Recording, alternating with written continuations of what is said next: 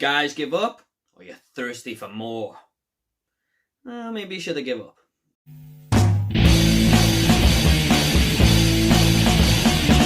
What is up, everyone? We're back again with another review, and it's going to be for the 2021 film Home, Sweet Home Alone, and it's directed by Dan Mazer and stars Archie Yates, Rob Delaney and Ellie Kemper.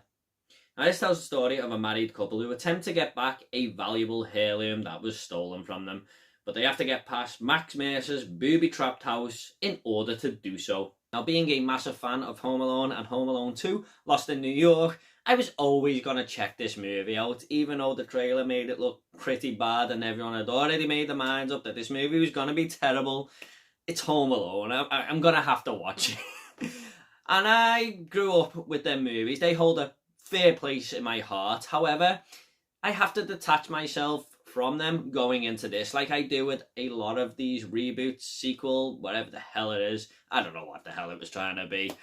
But let's just get into it. First off, what surprised me the most, and this will not be the same for everyone of course, because I have a very weird sense of humour, is that this was actually quite funny in some places. I mean, it's not exactly laugh out loud or anything, but the film gave me a chuckle here and there, and to be honest, these were mostly in parts of the film to do with character interactions or dialogue, not the parts where people are being hurt. More on that in a minute. But I don't think the light-hearted comedy we got here was embarrassing or the jokes not landing. I thought it was a decent attempt at humour. I also thought the majority of the cast were decent here. I mean, I'm always happy to see Kenan Thompson in these comedies lately. I mean, he keeps popping up now and again in movies, and I grew up watching Kenan and Kel, and he shares a lot of the laughs here for the small screen time that he has. Rob Delaney is probably the biggest standout character. I mean, again, he shares most of the humour here. He's in most of the funny moments, and he was one of the more interesting characters in the movie.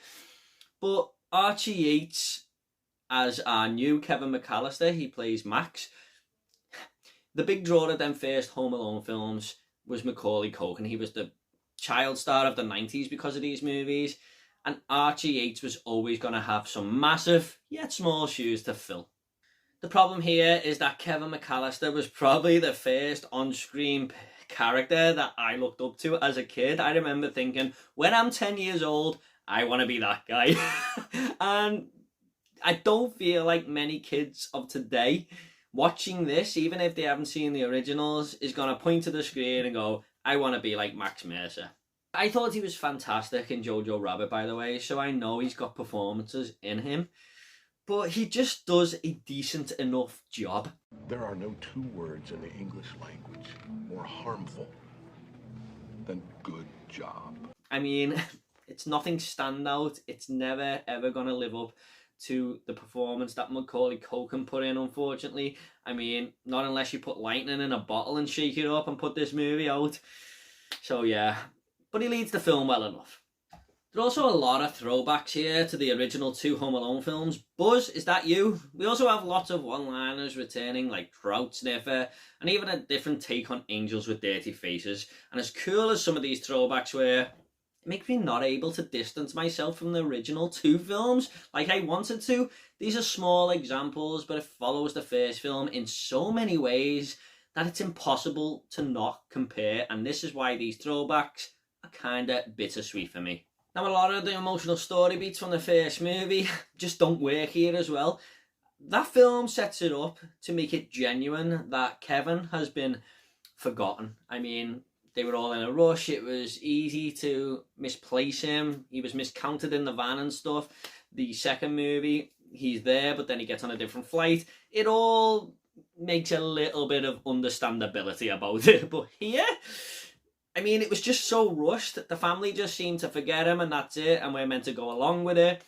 The Max wakes up in the house and he's just not even surprised that his family's gone. He just gets on with his day. The whole build-up feels very, very rushed to set up the scenario of this film, and it just felt like really lazy writing. And it's a problem later on in the film when Max starts to say that he's missing his parents and his parents are missing him, and you just don't believe any of it because of the early sequences that were just, it just didn't work. I mean, in the first movie you genuinely believe that these characters are missing each other. Well, here it's just reading off a script basically.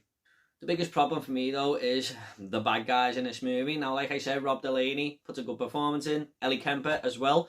It's not the acting ability of these characters, it's the characters, because they're not bad guys, the good guys. They are a couple with a family who just want something back that was taken from them that is worth a hell of a lot of money. I mean, any family would.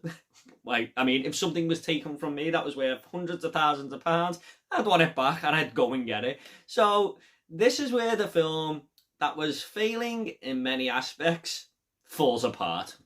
And the first two films are of course famous for their segments of the booby-trapped house, and of course this happens here. It happens in the whole franchise. Well, from the first three anyway. I haven't seen 4 and 5, but it just feels more awkward than funny, and that is why the film falls apart for me, because these two characters don't deserve the violence that is getting put upon them. I mean, in the first two movies, you're rooting for Kevin. You think the wet bandits deserve what they're getting because they're bad people. They rob houses. And even though they're virtually being almost put to their death, you can't help but laugh and cheer Kevin on. But here, I was just like, oh God, these are just in a awkward situation. Wrong place, wrong time. This shouldn't really be happening to these people. I mean, even in the midst of it all, Rob Delaney's character says to Ellie Kemper's character, we don't deserve this, we're good people. I mean, I think Disney do this a lot lately. I've noticed it as a bit of a trend in a few of their movies lately, especially Raya and Luca, that they're just afraid to make these horrible villains that they've had in the past, kind of like Jafar or Scar from The Lion King. I mean, they just seem to play it very, very safe. Each villain they have, not in all their movies, but a lot of them lately, just seem to have a good past or end up coming out the other end as a good character. And it's like, just make some villains, man. And here the traps just fall into the throwbacks of the original films. Instead of someone's hair being burnt, it's their feet. Instead of paint cans, we have full milk cartons. And instead of bricks, we have these fizzy cola bottles that have a tablet in them or something that make them fly everywhere and whack into people. They're very, very tame traps compared to the original films. It's a half-priced version of them first two movies in every single way. The Home Sweet Home, to a point, is watchable. There's some fun to be had here. The film tries to be entertaining, especially for young audiences. I do feel like younger ones will appreciate it more than, Home Alone original diehards like myself. But if I'm going to watch a Home Alone movie, I'm going to them first two every single time, even the third one before this, which isn't too bad actually. But the only way I'm probably going to return to this if I ever do a ranking of the franchise on the channel one day. I'm just going to go ahead and make this movie now. I'm going to give Home Sweet Home Alone a 5 out of 10. This, unfortunately, just feels like Disney have said, let's rush this movie out, make it a Disney original, and we'll throw it on the streaming servers, and people will be drawn in because it's a new Home Alone movie. The title will do its job and sign people up. That's what it feels like. Okay, at the end of these reviews, I always like to leave a little fun fact. Now, a fun fact for Home Sweet Home Alone is that the director of the original, Chris Columbus, came out and said that nobody had got in touch with him about it, and he was kind of against it. He's saying, why not just do something original? Even if you fail miserably, at least you've tried. What's the point in trying to recreate something like Home Alone that is just not recreatable, if you like? Now, I'm not against reboots, but he's got a point when it's a film like this, I suppose. I don't think you can ever capture the magic of them first two films, kind of like Terminator 1 and 2. It's just a 1% chance, isn't it, really? Okay guys, hope you all enjoyed this review. Please consider subscribing to this channel. We've got a lot more reviews coming, lots more videos, and if you want to comment about Home Sweet Home Alone or any of the Home Alone movies in the franchise, leave it down below and I'll reply to every single one of you, I promise. Take it all easy guys. See you all in the next video.